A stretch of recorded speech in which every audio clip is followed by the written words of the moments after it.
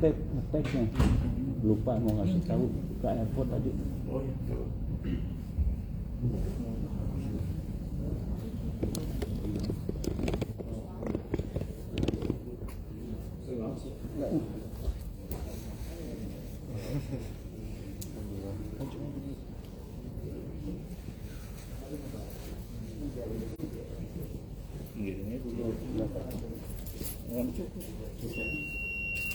Allahu Akbar, Allahu Akbar.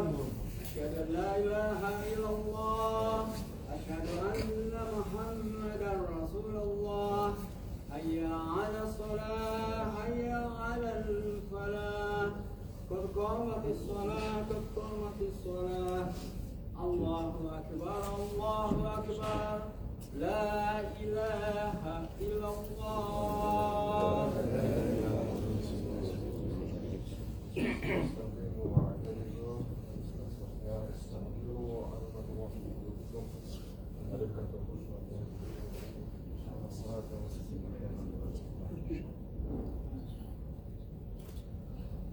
Allahu Akbar.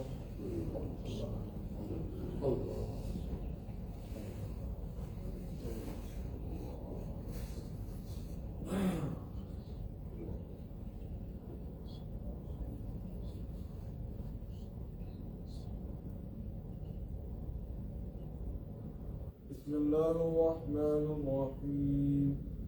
الحمد لله رب العالمين الرحمن الرحيم مالك يوم الدين إياك نعبد وإياك نستعين اهدنا الصراط المستقيم صراط الذين أنعمت عليهم غير المغضوب عليهم ولا الضالين.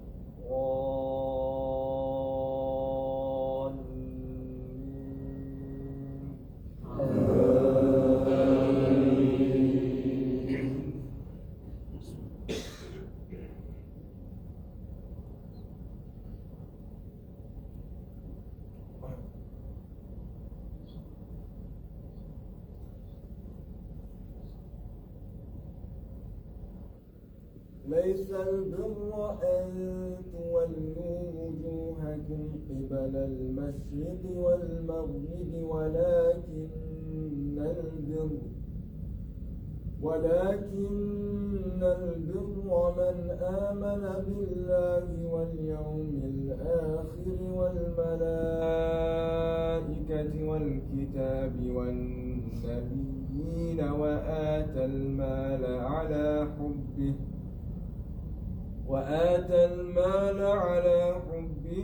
ذوي القربى واليتامى والمساكين وابن السبيل والسائلين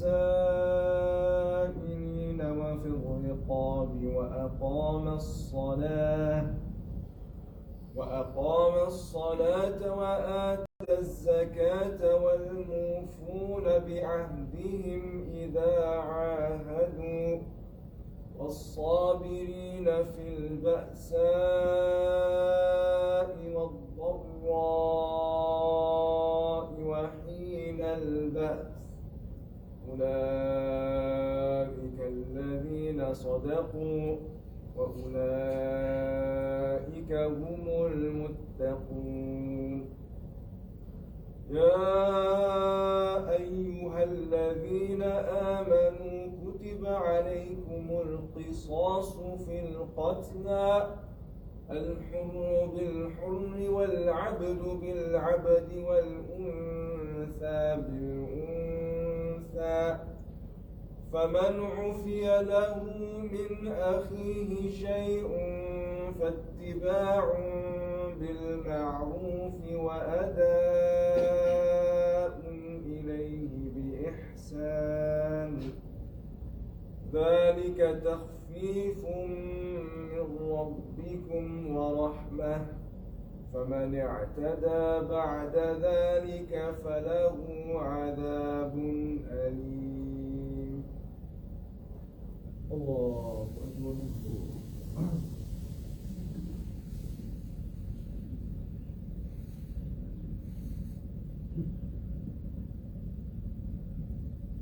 سمع الله لمن حمده.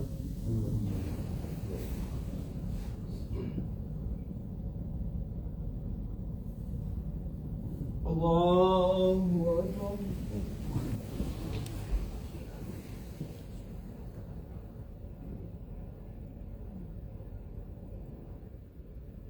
الله أكبر.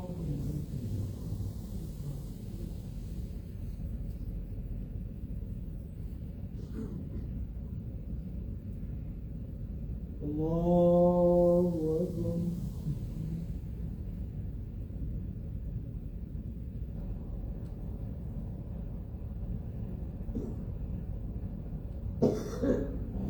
الله أكبر. بسم الله الرحمن الرحيم.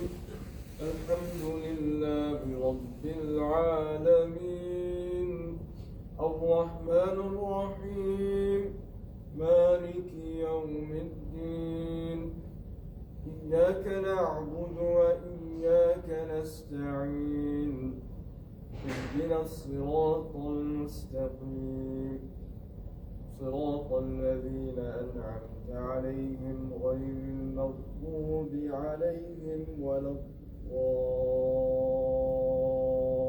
الضالين. آمين.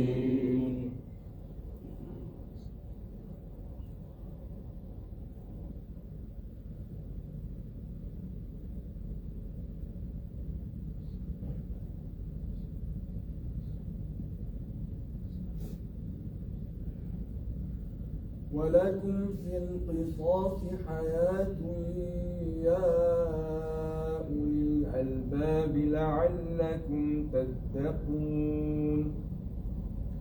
كتب عليكم إذا حضر أحدكم الموت إن ترك خيرا الوصية للوالدين والأقربين بالمعروف حقا على المتقين. فمن بدله بعدما سمعه فإنما إثمه على الذين يبدلونه إن الله سميع عليم. الله أكبر.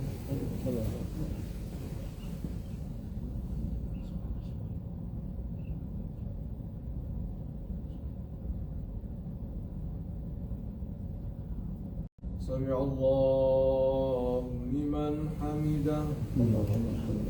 اللهم اهدنا فيمن هديت وعافنا فيمن عافيت وتولنا فيمن توليت وبارك لنا فيما أعطيت وقنا شر ما قضيت فإنك تقضي ولا يقضى عليك وإنه لا يذل من واليت تباركت ربنا وتعاليت. وصلى الله على سيدنا محمد وعلى آله وأصحابه أجمعين والحمد لله رب العالمين.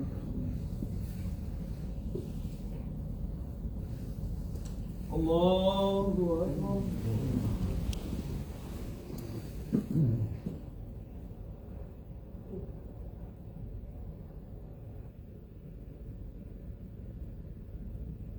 الله أكبر.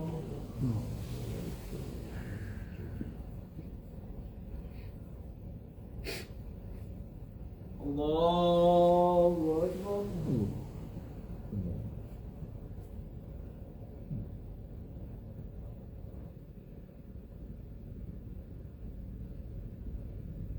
الله أكبر.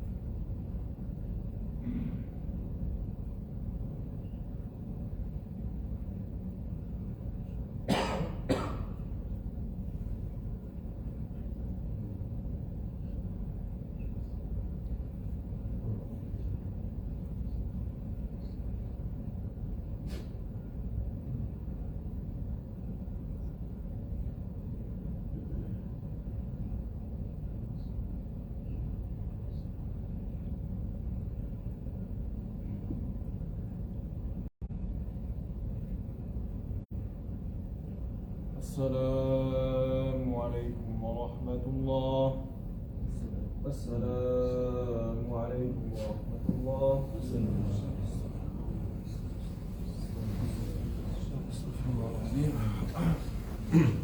وعليكم السلام والسلام عليك يا رب السلام. أين محمد السلام؟ ادخلنا دار قدر السلام تبارك وتعالى إلى الإكرام ورحمتك محمد الدين حفظ المرسلين وإلهام الملائكة المقربين برحمتك يا أرحم الراحمين. ربنا زدنا علما وارزقنا فهما. نوينا تعلم وتعليم وتذكر والتذكير والنفع والانتفاع ماذا الاستفادة لوجه الله تعالى على تمسك كتابه وعلى سنة رسوله صلى الله عليه وسلم. بسم الله السلام عليكم ورحمة الله وبركاته. Inshallah, continuing on with Ibn Ata'illah's work, the hikmah, the work of wisdom by his aphorisms. He continues on about the nature of salah, the nature of different worships, different acts of worship that we've been given by Allah to do. What is our relationship with those different acts of worship, those acts of devotion with that and Allah subhanahu wa ta'ala and all of creation? How do we relate to all of that? He says, متى طلبت عوضا على عمل, whenever you seek a recompense, whenever you seek a reward. So when you do something, you ask,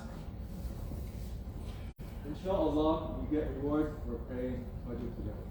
Right? As stated by the hadith of Prophet ﷺ, that we're getting rewarded when you pray Jama'ah together in Fajr, you pray Jama'ah together in Isha.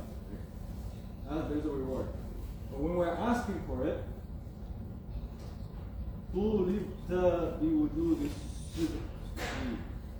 when we're asking for that reward, we ourselves are being asked by Allah in that amal, in that salah, in that giving of donation, in the good that we do to others, of sidq. Sidq itself means ideas that come across our ikhlas. What are we doing this for? Right? We ask ourselves, what are we doing this for at the end of the day? That's the kind of the question that we're asking ourselves for here. What are we doing this for? وَيَكْفِي الْمُرِيبَ غَنِيمَةً وُجُودُ السَّلَامَةِ. And here, which is really interesting, it says, the one who is kind of shaky about what they're doing, the only thing that they're trying to get at, just a little bit, is just to be safe. I just want to be safe from this. So there's something that's very interesting in terms of how we are as living in this world towards seeking the hereafter. There are people, and we see it's a process. There are people that do work because they want to be safe. I don't want to get into trouble. That's why I do it. You do prayer because you don't want to get into the adab al-qabr and adab al-akhirah. You don't want to get into the punishment of Allah. So you therefore do good deeds. The second level is that you want to do good deeds, you want to pray because you want to get into the Jannah al-Firdaus a'la, inshallah, ameen. That's the level 2. Level 3 is where you're doing it because you know who Allah is. Okay. Would we still be praying if there is no Jannah? That's the question that poses for the one who seeks beyond just protection from the akhirah. I want to enter into Jannah, but beyond that is that I'm doing this solely because I know who Allah truly is. And Allah is the sustainer. Allah is the creator. Allah is one that has mercy. That if Allah subhanahu wa ta'ala, and this is the hypothetical, if He didn't have a Jannah, would I still be doing this? And to truly realize that is a level that we're all on the process of. It's as though, and he includes this in many of that, is that, are we doing this because of the checklist, or are we doing this because, is Allah the one that we truly love? Because if you do something for a lover, you don't care about whatever happens. You do anything for that lover. And that's the level that Ibn Ata'illah invites us, inshallah, through his words of wisdom, that not just to look and be at a safe space, But beyond safety, which is searching for protection from the hellfire, seeking Jannah Firdaus, and beyond that is to be with Allah subhanahu wa ta'ala in all situations from here and towards the hereafter. We ask Allah subhanahu wa ta'ala so that we can cultivate the ma'iyya, the togetherness with Allah, with our families and our communities, not just with ourselves, but with our families, with our communities in this world and the hereafter. We ask Allah to grant us ربنا آتنا في الدنيا حسنة. The best of this world, meaning the best of not how we perceive, but the best of how Allah perceives it for us. وفي الآخرة حسنة, and the best of how Allah perceives for us. وقنا عذاب النار. And we always ask Allah for protection from the fire. That's the lowest that we can ask for Allah Ta'ala. وصلى الله على سيدنا محمد وعلى آله وصحبه أجمعين.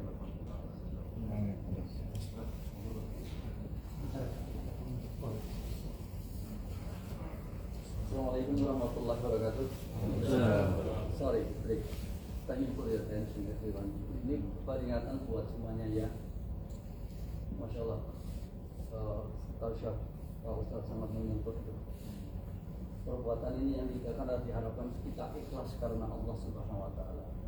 Dengan niat yang ikhlas itu mudah-mudahan kita diterima amal ibadah kita semuanya. Amin. Saya mengingatkan kepada Bapak Ibu semuanya, kita ingat kita tidak punya security, tidak punya tukang parking. Please tolong. Yang datang pagi tolong diisi di dalam, itu masih kosong. Kasihan yang datang jauh. Ada yang 30 kilo loh dari sini itu.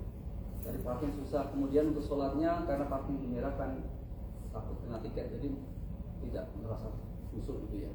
Tolong next time, especially on the weekend seperti Saturday Sunday itu mungkin lebih banyak daripada weekdays, susah untuk cari parkingnya. Bisa saya sampaikan, mudah-mudahan karena sebaik-baik orang muslim adalah selalu itu yang bermanfaat untuk orang yang lain. Itulah bisnis itu. Insyaallah untuk ke depan yang berikutnya kita menyadari ya semuanya kita beribadah karena Allah Subhanahu Wa Taala, kerjasama kita semuanya mudah-mudahan terima Allah Subhanahu Wa Taala. Terima kasih untuk perhatiannya, semoga ke depannya lebih baik. Assalamualaikum.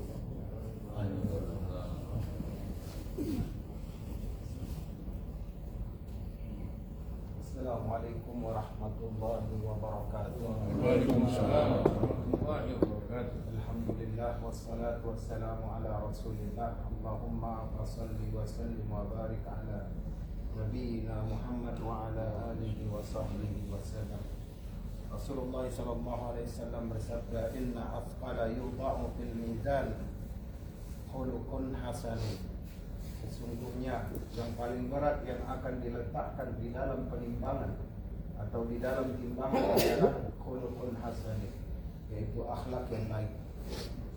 Jadi kadang-kadang di Indonesia itu akhlak itu maknanya dipersempit hanya sekedar sopan santun ataupun adab ya. Padahal sopan santun, adab itu adalah bagian kecil dari akhlak. Akhlak itu apa aja mencakup? Ketaatan, tawakal, ya, berserah diri kepada Allah. Tawakal itu apa?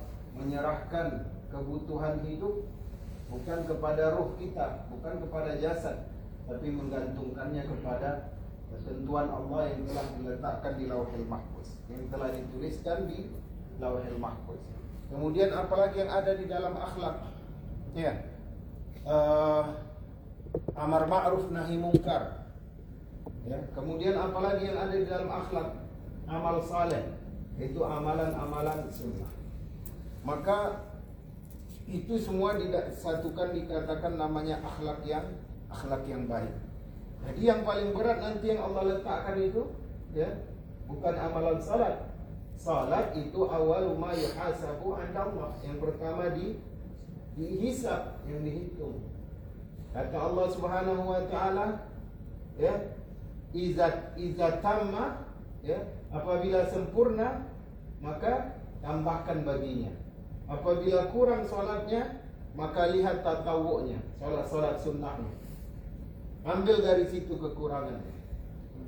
Misalkan kalau salatnya perhitungannya babak belur, ya, maka amalan-amalan setelahnya itu lebih teliti lagi malaikat mencatatnya. Tapi kalau salatnya itu sempurna, amalan-amalan setelahnya itu lebih mudah hitungannya. Jadi ketika dikatakan akhlak yang baik itu adalah seberat-berat timbangan, itu mencakup semua lini, ya kan? Misalkan ini subuh di Al-Tahir, tempat besar, harusnya bisa 5 saf. Mahasiswa ada berapa? 1000. Letakkanlah yang muslim berapa? 200. Kita ambillah bagian paling. Ini juga medan dakwanya jamaah Al-Tahir. Bagaimana kita menciptakan bi'ah, lingkungan yang baik di LA ini. Ketika mereka pulang, mereka akan menciptakan satu lingkungan yang baik pula di tempat kerja, tempat tinggal mereka masing-masing. Gak semua lingkungan baik itu diciptakan dari Al-Azhar, dari Mesir, dari Yordan, dari Maroko, tidak. Masjid juga bisa mengkader, menciptakan lingkungan yang baik, yang kedepannya ini semua jadi apa? Jadi amal jariah. Man sanna sunnatan hasanah, ya, barang siapa yang membiasakan suatu perbuatan baik, perbuatan itu dilakukan oleh orang lain, maka dia mendapatkan pahalanya tanpa mengurangi pahala orang yang melakukannya. Ya, misalkan ada 2 mahasiswa aja setiap subuh kemari Pak, ya, dia dengar Ustaz Anas setiap hari menyampaikan Al-Hikam, masuk ke dalam hatinya. Sampai di Indonesia dia menang, masuk Senayan. Ya, ilmu yang dia dapatkan di At-Tahir itu, itulah yang mempengaruhi kehidupannya di Senayan. Kemudian juga kebiasaan itu kepada orang-orang lain. Maka akhirnya amalan itu tidak putus. Siapa yang dapat? Semua jamaah Tahir yang dapat. Kenapa? Karena mereka yang fasilitasi. Mereka siapkan, misalkan ini ada kendaraan untuk jemput subuh. Siapa yang mau siap belajar di At-Tahir Sabtu Minggu? Misalkan begitu. Jadi setiap perbuatan yang baik itu nanti timbangannya berat di Al-Mizan. Dan ini Allah pisahkan nanti perhitungannya dengan ibadah mahdhah atau ibadah ritual. Kalau ibadah yang namanya sifatnya sosial, segala perbuatan yang baik, walaupun hanya meminggirkan duri dari jalanan, mengangkat kayu yang terjatuh, ataupun membantu orang menaikkan barang dagangannya ke tunggangan, itu semua akan dihisab. Dan ini adalah amalan-amalan yang memberatkan timbangan.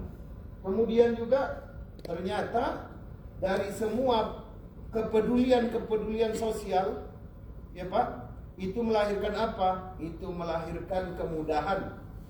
Itu dikatakan oleh Syekh Mutawali Asy'arawi, setiap gerakanmu yang engkau lakukan di dalamnya kebaikan, yang engkau tujukan kepada Allah, maka itu akan dicatatkan sebagai kemudahan atau rekomendasi untuk mengucapkan la ilaha illallah fi akhiril duf'ah, pada akhir pertahanan. Man kana akhiru kalamihi la ilaha illallah, ini hadis masyhur ya. Mungkin puluhan ustaz datang kemari pasti dia sudah menjelaskan. Barang siapa yang akhir dari kalimatnya la ilaha illallah, dakhalal jannah. Sebagian ulama seperti Imam Ahmad bin Hanbal mengatakan, kalau dia sanggup mengucapkan la ilaha illallah, makamnya makam mati syahid. Ya, dan aku berkeyakinan, kata Imam Ahmad, bahwasanya itu tidak akan dihisab. Karena orang mati syahid tidak dihisab. Ya, satu-satunya kelompok yang tidak dihisab, tidak pakai penimbangan, langsung nunggu di taman surga, ya, tinggal di paruh burung, itu adalah orang yang mati syahid. Jadi saya pernah ada suatu cerita kiai syekh di Kuwait. Jadi syekh ini diundanglah takziah malam ketiga kematian seseorang di Kuwait. Itu videonya viral. Jadi dia sedang kasih nasihat kematian. Tiba-tiba dia terkejut begitu kan, dalam hitungan 3 detik dia langsung bilang la ilaha illallah, langsung jatuh kepala. Sebelum jatuh dia sempat tarik nafas 3 kali, ya, kebiasaan orang sakratul maut. Itu kalau orang tarik nafas 3 kali itu Pak, itu salah satu tanda husnul khatimah itu. Ya, kalau lebih dari 3 susah. Itu mungkin dia melewati sesuatu yang sangat mengerikan. Jadi yang disampaikan oleh para ulama, ini dia sempat mengucapkan la ilaha illallah. Itu netizen rame-rame mencari nama syekh itu.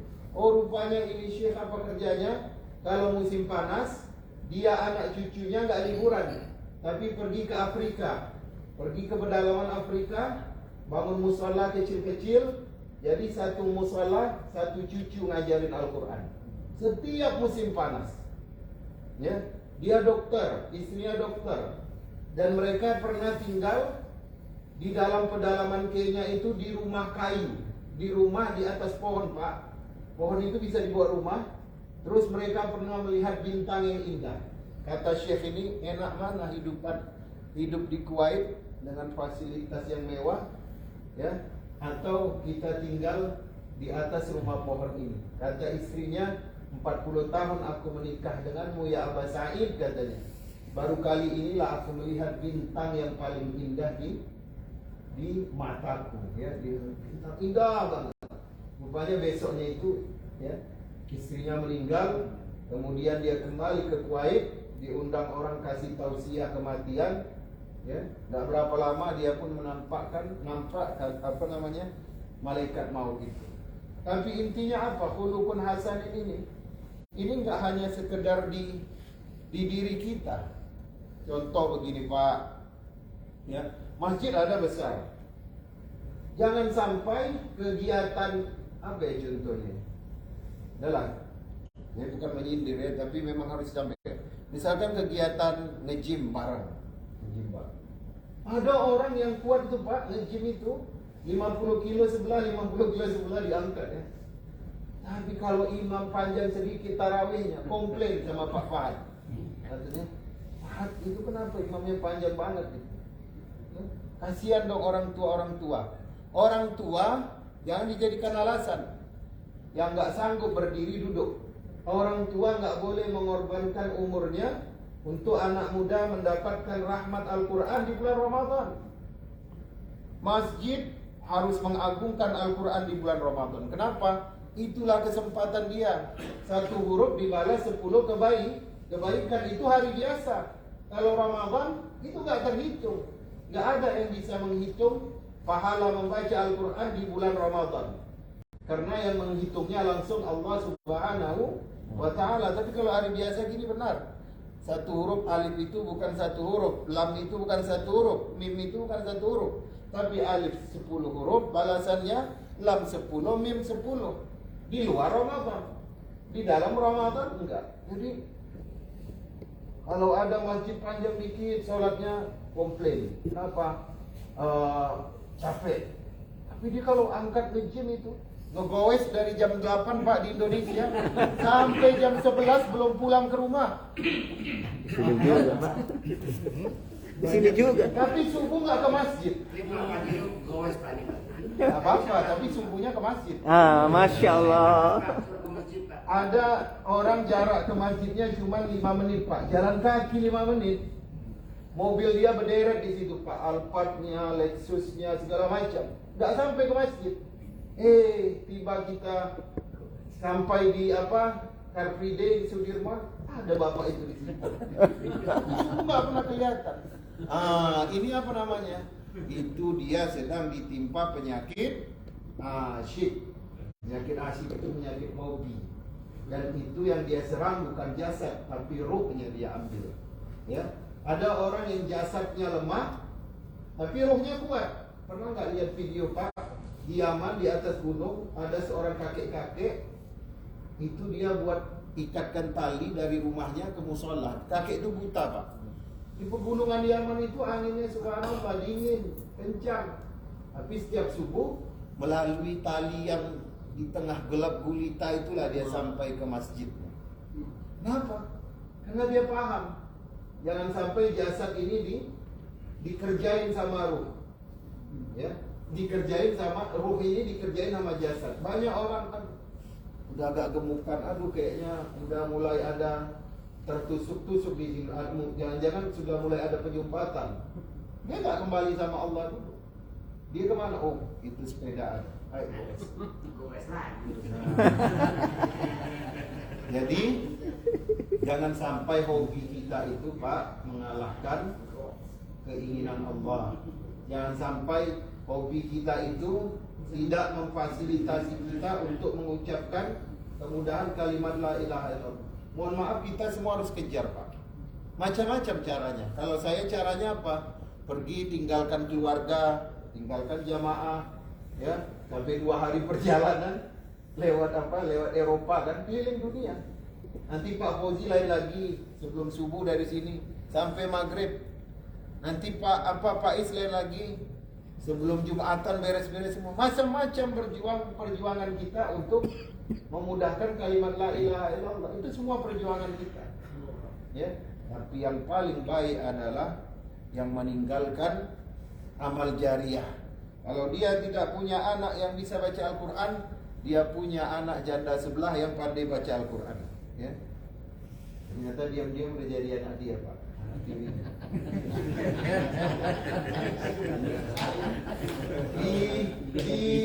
Di Indonesia ada Pak, habis pengajian itu di tempat masjid itu dia bilang, Pak Ustadz, kalau doa jangan Rabbana atina fid dunya hasanah terus. Kenapa? Itu kan doa yang paling baik. Di dunia dapat kebaikan, di akhirat dapat surga. Jangan Ustaz. Nama istri saya si Hasanah katanya. Saya nggak mau di surga sama dia lagi. Saya tua di tiap hari dimarahin sama dia. Salah naruh sendok aja udah katanya. Panjang katanya. Westafel becek dikit, aduh katanya. Jadi kenapa Pak kalau bisa Rabbana atina fid dunya hasanah wa fil akhirati aminah katanya. Rupanya janda tangga sebelah itu namanya Aminah Pak. Itu yang di Peter Pak Haji. Jadi khuluqun hasanin, akhlak yang baik inilah yang berat. Ya. Apa saja? Tawakal. Tawakal dengan apa? Dengan ibadah. Kemudian apa? Amar ma'ruf nahi mungkar dengan apa? Mengajak orang ke masjid. Ya, ngajak orang ke masjid. At-Tahir punya target 1 tahun masjid At-Tahir subuh di hari Sabtu Ahad. Gak apa-apa. Terlalu berat, buat 2 tahun. Ya. Karena itulah nanti yang kita bawa di hadapan Allah. Kita boleh nanti berhujjah di hadapan Allah loh Pak. Apa yang kau ingin, apa yang kau anggarkan untuk meminta syurgaku kata Allah.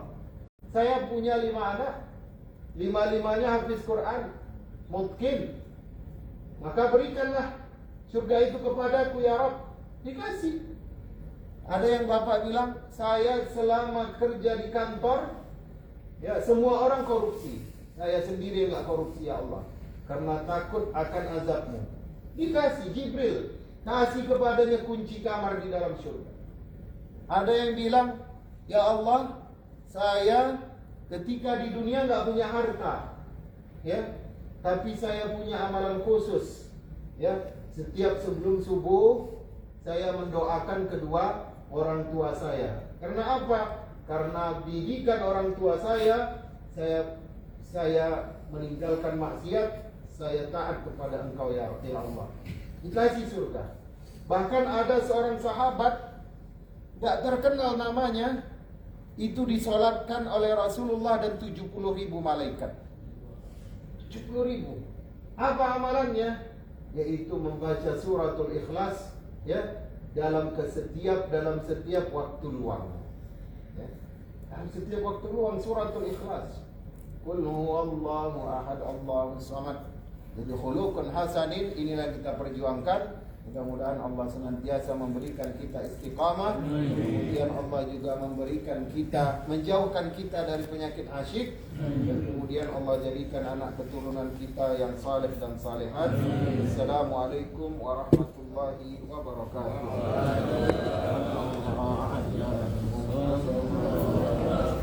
Foto dulu Pak. Iya Pak. Boleh. Aku saja. Ayo.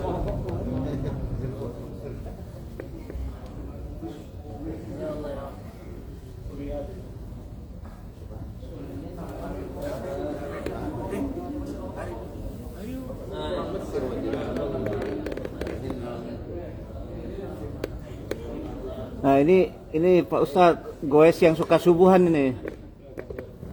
Ini goes yang suka subuhan semua ini.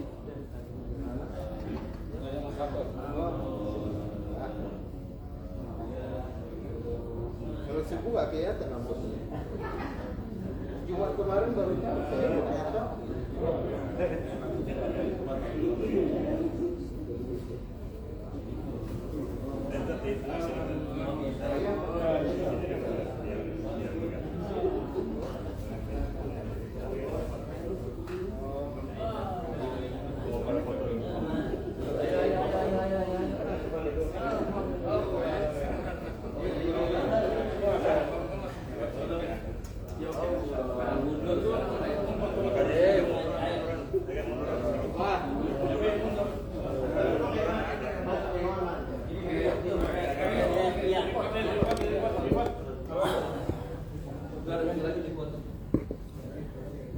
Biasanya bisa sampai 200 orang karena parkiran masih belum bisa diperpanjang di depan masjid.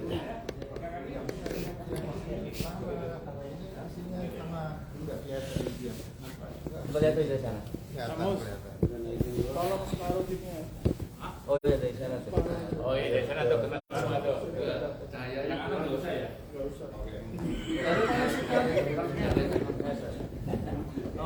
Berapa tuh? Ada lampu. Namun wajah Pak Said kan udah percaya. Alhamdulillah. Ini lampu berapa watt sih? Ayo siapa sudah itu? Tunggu. Timer ya. Dasar di. Timernya berapa? Hanya jangan 5 menit Pak. Dan saya Keburu kering hari di sana ya. Iya, jadi sini ya. Dia tahu itu masih.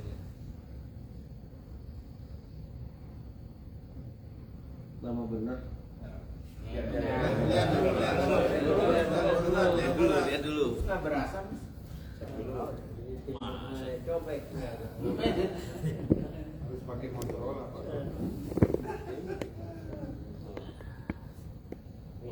Iya lagi. Belum mas. Mbak Sate kemana? Ini mau dipotong. Mas tadi kepotong.